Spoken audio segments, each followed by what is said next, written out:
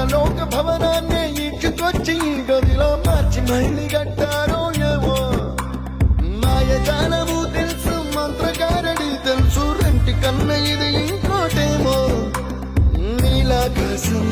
నేలాకొస్తే ఇట్టాగే ఉంటాదో ఏమో ఈ సంతోషం దాచాలంటే హృదయాలు ఓ వంద కావాలేమో ఇంతందంగా ఉంటుందా ఈ లోకం ఇన్నాళ్ళు ఈ మనసుకి తెలియాలేదే పాపం